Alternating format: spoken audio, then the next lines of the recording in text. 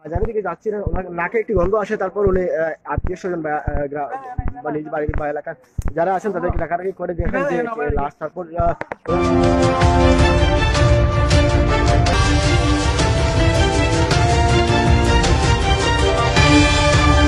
ওনারা চূড়ান্ত হন যে 4 দিন আগে বাড়ি থেকে হারিয়ে যাওয়া আব্দুল কাহার ওনারই লাশ সেটা পানিতে পাওয়া যায়। আমরা সেটি আপনাদের মাঝে তুলে ধরার চেষ্টা করছি। তো অবশ্যই আপনারা আমাদের মাঝে থাকেন, আমরা আমাদের সাথে থাকেন, আমাদের বয়স ঠিক আছে। আশা করবো সবাই ভিডিওটি শেয়ার করে অন্যকে দেখার সুযোগ করে দিবেন। আমরা বিস্তারিত অবশ্যই আপনাদের জানার চেষ্টা করবো।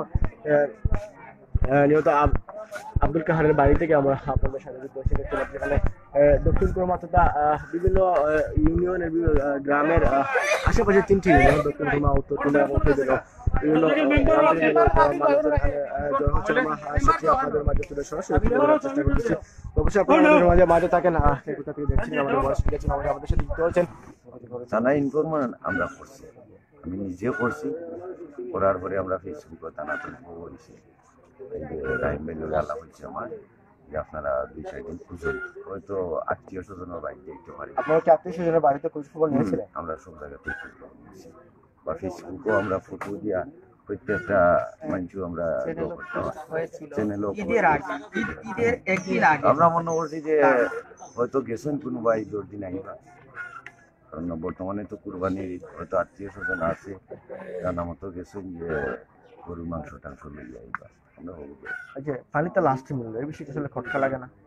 আসলে খটকা লাগার কথা আর লাগার কথাও নাই, কারণ উনার তো কোনো দুশ্মন আমরা জানা মতো নাই। কারণ তারপর আমি একটা বিষয় বলবো যে পানিতে লাস্ট পাওয়া যাচ্ছে, 4 দিন হয়ে গেছে। আমরা বলতে পারবো না যে যেদিন উনি বাসা থেকে বেরোচ্ছেন হয়তো সেদিনই ওনার সাথে কোনো একটা খারাপ, আল্লাহ না করুক, হয়তো কোনো একটা ঘটেছে।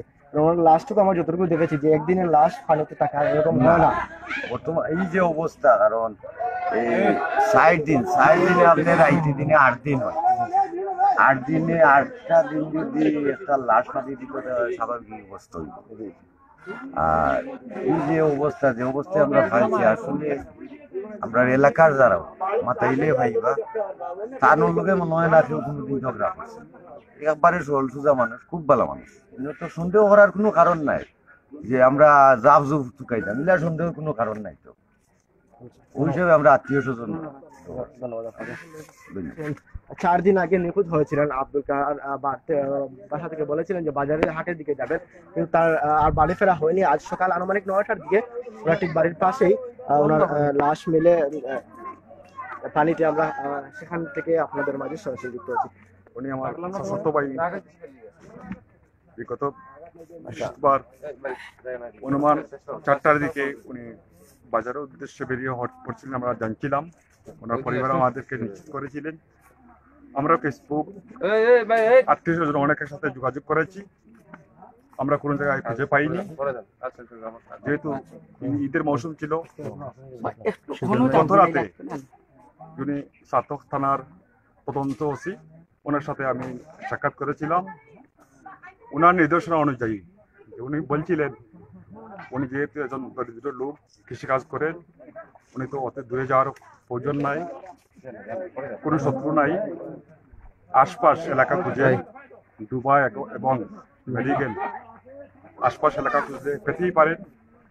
আমরা যতটুকু সহযোগিতা লাগে ততটুকু করতে পারি।